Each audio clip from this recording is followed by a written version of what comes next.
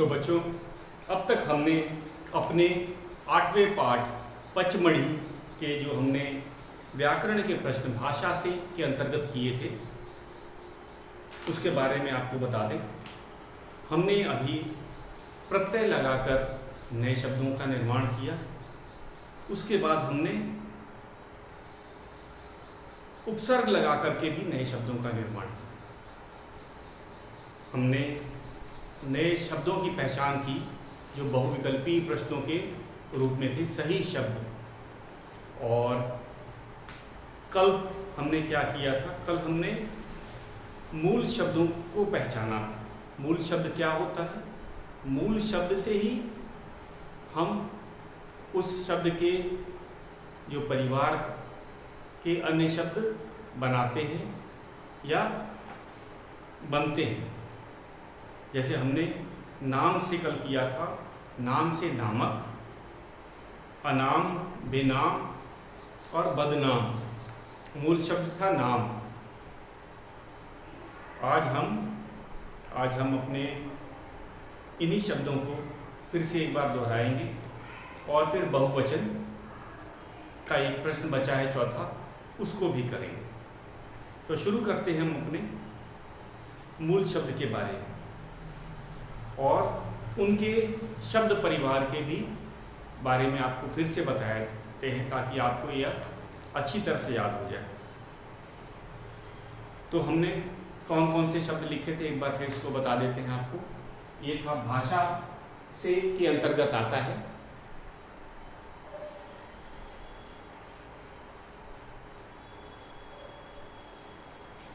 प्रश्न तीसरा,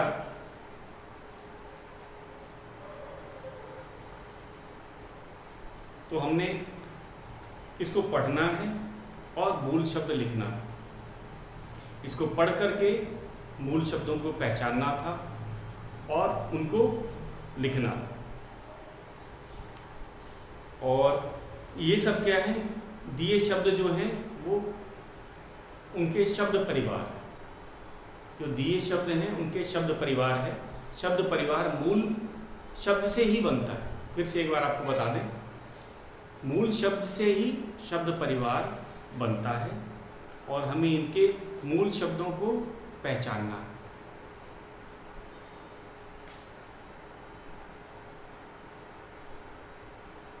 राष्ट्रीय,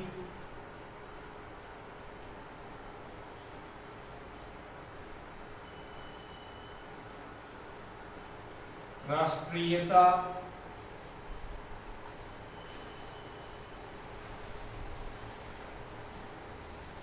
राष्ट्रपति,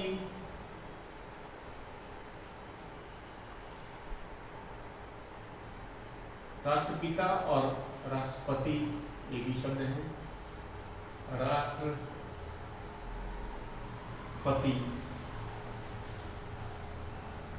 मूल शब्द है राष्ट्र, राष्ट्र। उसी तरह शब्द परिवार दिए हुए हैं। निर्मल,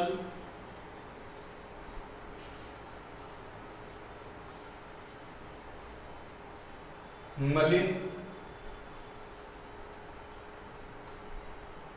विमल,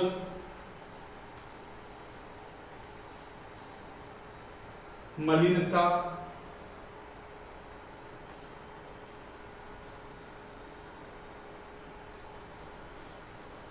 और मूल शब्द है मल। मल से ही सारे शब्द बने हुए। हम ये कह सकते हैं ये सब इसके शब्द परिवार के सदस्य हैं। आ जाते हैं, अगला है सुंदरता।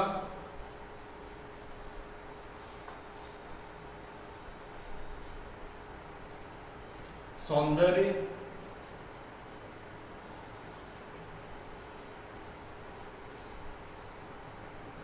असुंदर,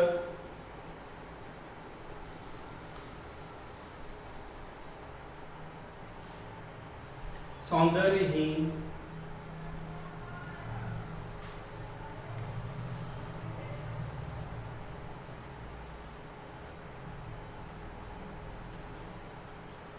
मूल शब्द है सुंदर।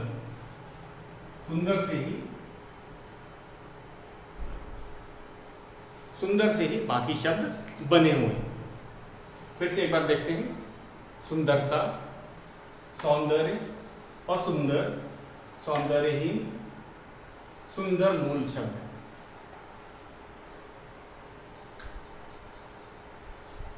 निर्जल,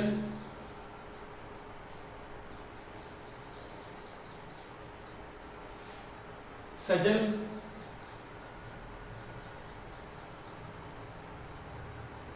जलज,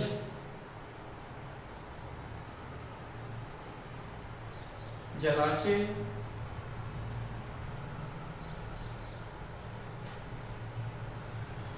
मूल शब्द है जल। जल का अर्थ होता है पानी। और ये निर्जल, जहाँ पे पानी न हो, निर्जल, बिना पानी के। निर का अर्थ होता है रहित या बिना, तो निर्जल का अर्थ है बिना पानी के, पानी से रहित। सजल, पानी के सहित, पानी के साथ।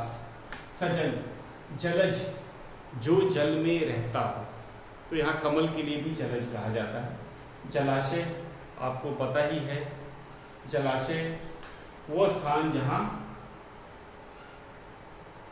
जलाशय वह स्थान जहाँ जल जमा हो, एकत्र हो, जलाशय कहा जाता है। और मूल शब्द है जल। जल का अर्थ है पानी। अगला एक और शब्द है नामक, अनाम,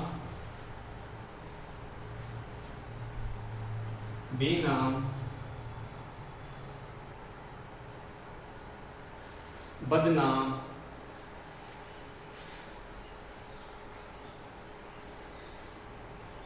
ये शब्द परिवार के का मूल शब्द है नाम।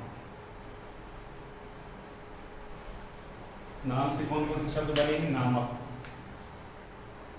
नाम का, अनाम, जिसका नाम न हो, बेनाम, बिना नाम की, बदनाम, जो लोगों को अपने बुरे काम से लोग बदनाम होते हैं। नाम खराब होना, बदनाम का अर्थ होता है नाम खराब होना। तो ये बच्चों थे हमारे, हमने मूल शब्दों को पहचाना और इनको आपको पढ़ना भी है। मैंने ये गृह कार्य भी दिया था, इसको पढ़ना है। राष्ट्रीय, राष्ट्रीयता, राष्ट्रपिता, राष्ट्रपति, मूल शब्द है राष्ट्र, मूल शब्द है राष्ट्र। उसी तरह निर्मल, मलिन, विमल, मलिनता, इस मूल शब्द है मल।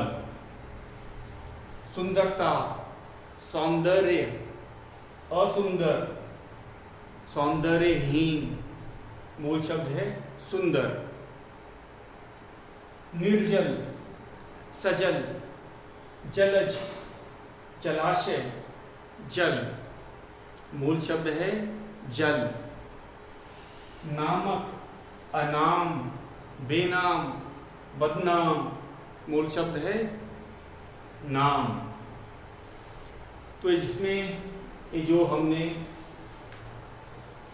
इसको राष्ट्र, मल, सुंदर, जल, नामक, ये सब मूल शब्द हैं।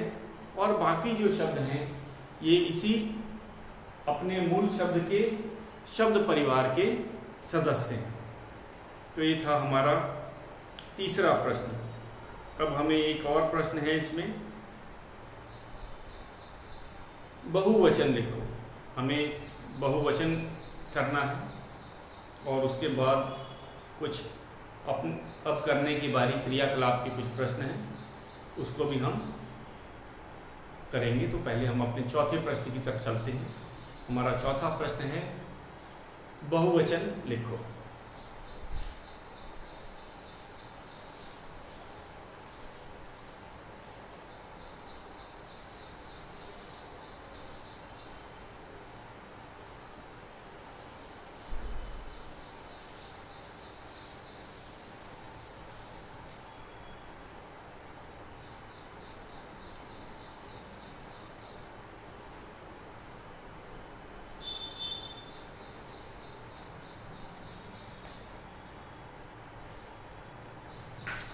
एक वचन दिया है, हमें बहुवचन लिखना है।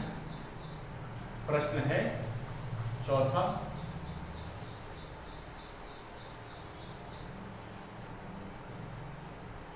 बहुवचन लिखो।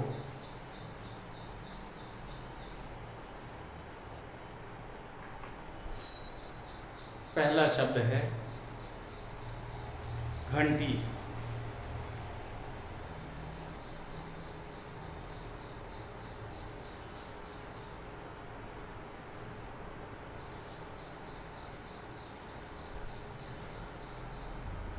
तो आपको पता ही है घंटी का घंटियां, और जो मात्रा होती है वो छोटी ई की हो जाती है। बहुवचन बनाते समय एक बार हमने आपको नियम बताया था कि अगर बड़ी की मात्रा होती है तो वो छोटी ई में हो जाता है और यहाँ लग जाता है। तो ये है घंटी का घंटियां।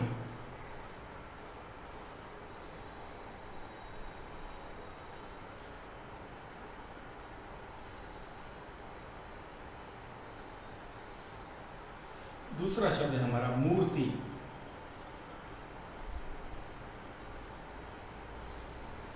अगर पहले ही छोटी ई की मात्रा हो तो वो छोटी ई की ही रहती है। मूर्तियां।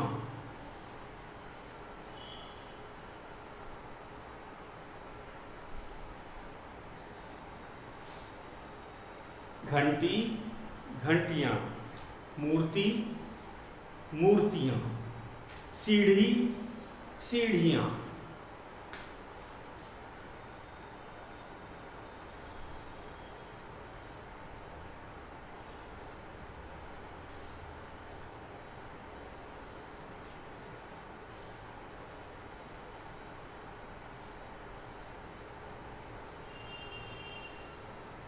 तो बहुवचन में जो ढ था उसकी मात्रा हमने छोटी ई कर दी।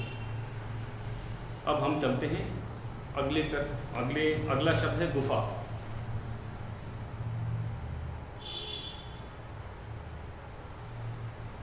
गुफा, गुफाएं, गुफा गुफाएं।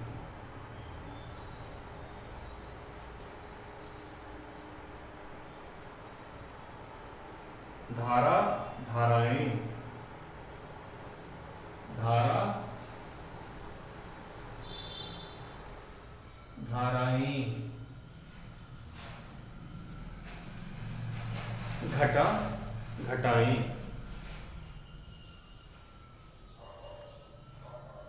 घटा का अर्थ आपको पता है, हम बादल के लिए घटा का प्रयोग करते हैं, तो घटा से घटाएं।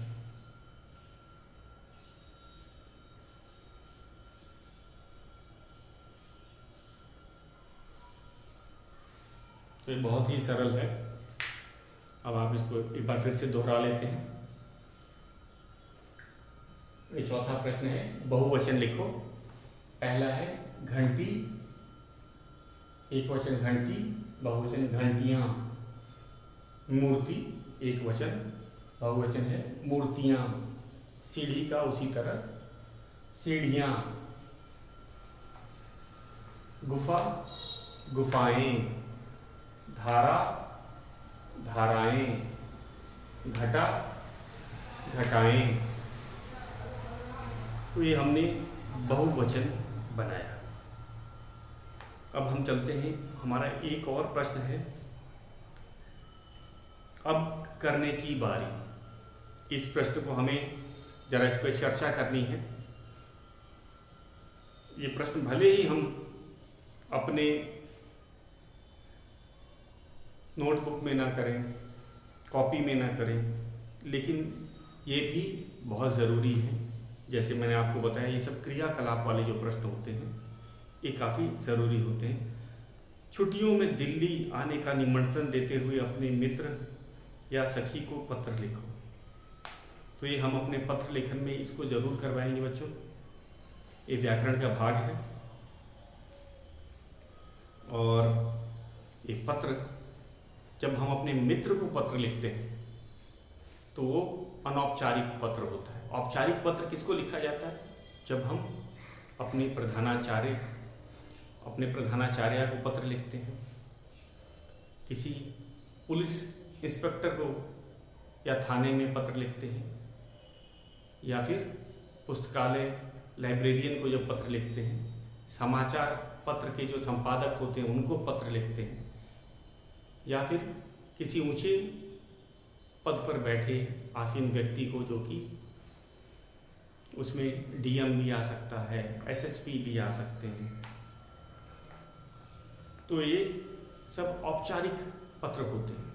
और अनौपचारिक पत्र क्या होते हैं? जो हम अपने रिश्तेदारों को लिखते हैं, दोस्तों को लिखते हैं, वह सब अनौपचारिक पत्र होते हैं। तो ये हमारा जो 8वां पाठ है बच्चों, पचमढ़ी, ये छात्रा ने, एक लड़की ने अपने सहेली को पत्र लिखा। तो ये पत्र भी अनौपचारिक पत्र है। इसके अंदर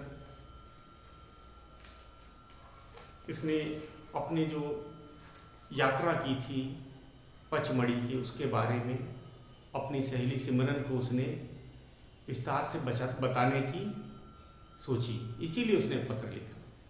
तो ये पत्र हम अपने रिश्तेदारों को लिख सकते हैं, अनौपचारिक पत्र, या फिर अपने दोस्तों को लिख सकते हैं, या अपने माता पिता को भी हम अनौपचारिक पत्र लिखते हैं। तो इसमें हम क्या करते हैं, जैसे इसमें हम पाठ के अनुसार ही आपको बताते हैं। अपर्णा ने जो जो चीज़ पचमढ़ी में देखी, उसे इच्छा हुई कि मैं अपनी सहेली के साथ इसको बांटूं, उसको भी पता चले। तो इसीलिए उसने ये पत्र लिखा।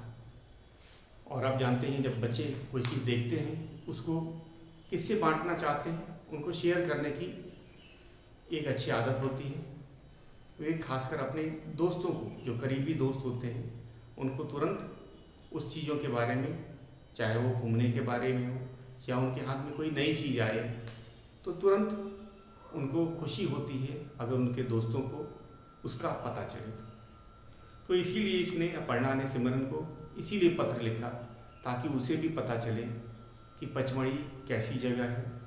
और अपनी उत्सुकता नहीं रोक पाई, वे दिल्ली वापस लौट के जाके बताने से अच्छा उसने पत्र लिखकर ही बता देने का सोचा। तो हम ये पत्र, इसको अपने व्याकरण में करेंगे। उसके बाद हमारा दूसरा है प्रश्न है ख। कक्षा में बातचीत करके गुफा और सुरंग, कुंड और कुएं के अंतर को जानो। तो गुफा और सुरंग दो चीज़ें होती हैं। गुफाएं जो होती हैं, गुफा वो काफ़ी बड़ी होती, सुरंग काफ़ी छोटे में कहा जाता है। गुफा प्राकृतिक रूप से बनी होती, जैसे ये पानी के कटाव से, जैसे पहाड़ी में क्या होता है, पहाड़ी में जो वर्षा होती है तो पानी बहना शुरू करता है। पानी को जो रास्ता छोटा लगता है, वहाँ से पानी बड़ी तेज़ी से बहता है, और हज़ारों सालों में वो पानी धीरे धीरे पत्थरों को काटते जाता है। अब समझ में नहीं आता कि अरे पानी कैसे पत्थर को काट सकता है। पानी भी जो रगड़ता है अपने साथ, तो छोटे छोटे चट्टानों को लेके आता है, और उसको जो रास्ता मिलता है वहीं से जाने लगता है, और हज़ारों और कभी कभी तो लाखों वर्ष में वो गुफाओं का निर्माण कर देते हैं।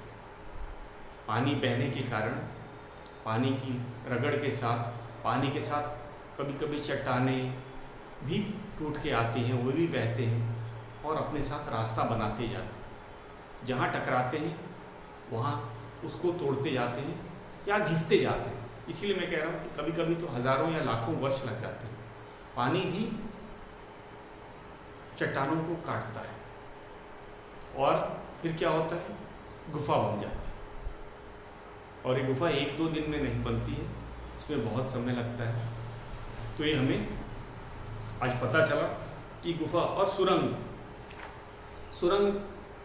ये प्राकृतिक कम होती हैं, ये बनाई जाती हैं। जैसे कि आपने देखा होगा जवाहर टनल है, ये सब क्या है, इसमें पहाड़ियों को काट के सुरंग बना के रास्ते को छोटा किया जाता है। अगर सुरंग ना हो तो बहुत अधिक समय लगेगा, पहाड़ को घूम के जाना पड़ेगा और वो बहुत खर्चीला हो जाता है। तो सुरंग अधिकतर मानव निर्मित होते हैं, ये संकरे होते हैं। ये संकरे क्यों होते हैं?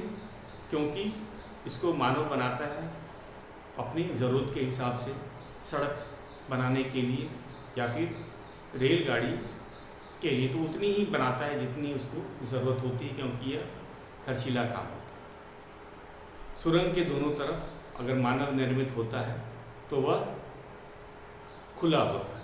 जैसे कोई सड़क जानी है तो उस पहाड़ी में एक तरफ से जाएगी और दूसरी तरफ से निकल जाएगी, क्योंकि वो सड़क बनाने का क्या उद्देश्य था कि हमें रास्ता कम करना था। हमें घूम के जाने से ज़्यादा आसान क्या था, उसी सुरंग के बीच में, उसी पहाड़ के बीच से सुरंग बना दिया जाए तो रास्ता छोटा हो जाता है और जो सड़क बनाने का खर्चा है वो भी बच जाता है। तो ये है सुरंग और गुफा। गुफा प्राकृतिक होती है, ये अधिकतर नदियों या झरनों में जो पानी बह के आता है उससे कट के बनती हैं। इसको बनने में हज़ारों साल लगते हैं, कभी कभी तो लाखों वर्ष पुरानी गुफाएं भी हमें मिली हैं जो पानी से कट कट के धीरे धीरे घिस घिस के बनी हुई। तो हमने जाना सुरंग और गुफा के बीच का अंतर। अब उसी तरह कुंड और कुएं। कुंड जो है वो प्राकृतिक भी हो सकता है, मानव निर्मित, लेकिन जो कुएं होते हैं वो सब मानव निर्मित होते हैं। पहले मनुष्य अपने ज़रूरत के लिए पानी कहाँ से लाता था? कुओं से लाता था। हर गांव में, यहाँ तक कि हर घर में जो अगर व्यक्ति संपन्न होता है, पैसे वाला होता था, तो अपने घर में ही एक कुआं बनवा लेता था और अपनी सारी ज़रूरत की जो पानी की आवश्यकता होती थी वो उसी कुएं से पूरा करता। अब आते हैं कुंड पे। कुंड कुछ तो मानव निर्मित भी होते हैं, लेकिन अधिकतर ये प्राकृतिक होते हैं। जैसे हम इसी पाठ की बात करें तो इसमें गुफा में कुंड था। महादेव की गुफा जो था, पचमढ़ी में महादेव की गुफा है, उसमें एक कुंड था।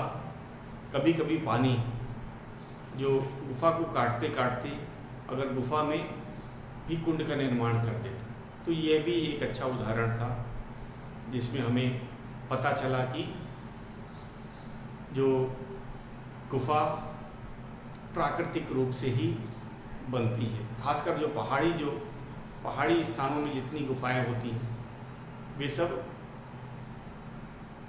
पानी की जलधारा से ही बनती हैं। वर्षा का पानी बड़ी जोर से, बड़ी तेज़ी से आता है और कभी कभी मैंने बताया आपको कि अपने साथ चट्टान पत्थर को भी लेके आता है और वो धीरे धीरे हज़ारों लाखों वर्ष में एक रास्ता बन जाता है और वह रास्ता गुफा का निर्माण करता है। तो कभी कभी गुफा का जो हमें एक ही द्वार मिलता है। दूसरा, जो झरनों के बहने के कारण झरने अलग अलग स्थानों से बहते हुए आते हैं, तो इसीलिए उसका दूसरा भाग नहीं मिलता है। कहीं कहीं से रोशनी आती है जहाँ से वो जलधारा गई होती है। तो ये दोनों का अंतर था।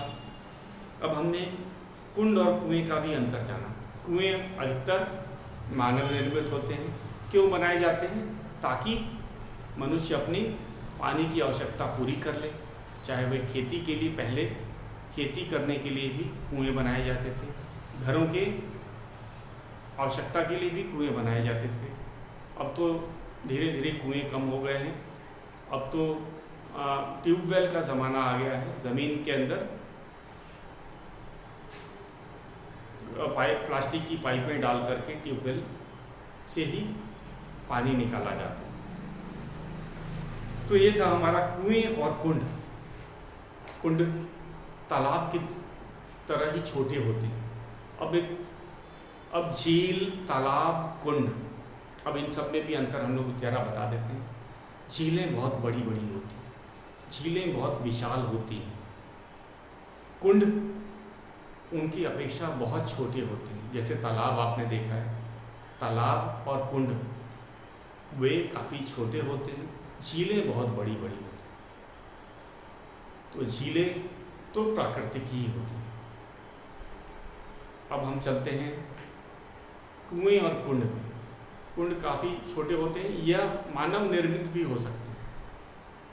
सरोवर, जब अगर हम सरोवर की बात करते हैं तो वो मानव निर्मित होते हैं। सरोवर, तालाब, कुंड, कुंड प्राकृतिक रूप से भी बनते हैं। खासकर जो पहाड़ी स्थल में हैं वहाँ पे जो घाटियाँ हैं, घाटियों में कभी कभी हमें कुंड भी देखने को मिलते हैं, क्योंकि सारे झरने वहीं से होके जाते हैं तो पानी की कमी नहीं रहती और वो कुंडों का भी निर्माण करते हैं। कुंड मतलब जहाँ बहुत सारा पानी एकत्र हो, या हम कहें छोटा जलाशय। तो जलाशय, कुंड, तालाब, सरोवर, झील, हमने इन सब के बारे में आज जाना। तो आपको पता चल गया मानव निर्मित और प्राकृतिक, इन दोनों का भी अंतर आ गया। अगर वह मनुष्य द्वारा बनाया गया हो तो हम उसे मानव निर्मित कहते हैं। अगर वो अपने आप स्वयं प्रकृति से बन गया हो तो वह प्राकृतिक कुंड कहलाता है। हमने गुफा और सुरंग में भी अंतर जाना। अब हम अपने ग भाग पे चलते हैं। भारत का नक्शा देखकर मालूम करो कि पचमढ़ी भारत के किस राज्य में स्थित है। पचमढ़ी किस किस मार्ग से पहुंचा जा सकता है। तो ये तो मैं आपको दूंगा, पहले मैं राज्य बता देता हूँ। यह मध्य प्रदेश में सतपुड़ा की रानी भी पचमढ़ी को कहा जाता है। एक नया नाम जो आपको इस पुस्तक में न मिलेगा वो है, पचमढ़ी का नाम है सतपुड़ा की रानी। क्यों? जो सतपुड़ा जो पर्वत श्रेणी है उसकी सबसे सुंदर जो स्थल है वो पचमढ़ी है और यह एक आर्मी का कैंटोनमेंट भी है। तो हमने एक चीज़ जाना, राज्य, हमें राज्य का पता करना था। हमने राज्य भी जाना कि मध्य प्रदेश में पचमढ़ी स्थित है। तो अब यहाँ कैसे पहुँचा जा सकता है? अब हमारा ये दूसरा है, मैं आपको गृह कार्य दूंगा। पचमढ़ी किस किस मार्ग से पहुँचा जा सकता है, आपको इसको पता लगाना है। दो मार्ग हैं। सबसे पहले सबसे पास का रेलवे स्टेशन कौन सा है? जब भी हम किसी स्थान पे पहुंचने की बात करते हैं तो दो चीज़ हमें अवश्य बताना पड़ता है कि सबसे पास का रेलवे स्टेशन कौन सा है या फिर सबसे पास का हवाई अड्डा कहाँ है। क्योंकि वहीं से पहुंचने के बाद व्यक्ति सड़क मार्ग से, अगर वह पहाड़ी है तो पहुंचेगा, ये तो सबको पता है। तो सबसे पहले हमें ये आपको दो चीज़ पता करनी है। पहली बात कि सबसे पचमढ़ी से सबसे नज़दीकी हवाई अड्डा कौन सा है, या फिर और पचमढ़ी से सबसे नज़दीक जो रेलवे स्टेशन है वो कौन सा है, उसका नाम बताना है। तो ये दो चीज़ आपको बतानी है।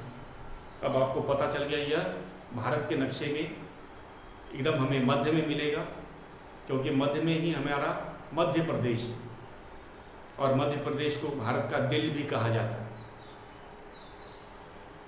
और एक और मैंने नई बात आपको बताई, पचमढ़ी को सतपुड़ा की रानी के नाम से भी जाना जाता है, जो इस पाठ में नहीं दिया है, लेकिन वहाँ पे जो जैसा कि टूरिस्ट और जो पर्यटन विभाग इसको सतपुड़ा की रानी के नाम से ही जानता है। तो ये आपका गृह कार्य है बच्चों, इसको आप करेंगे। अब हम अपने इसके बाद अपने व्याकरण के प्रश्नों को करेंगे। तो आज के लिए बस इतना है।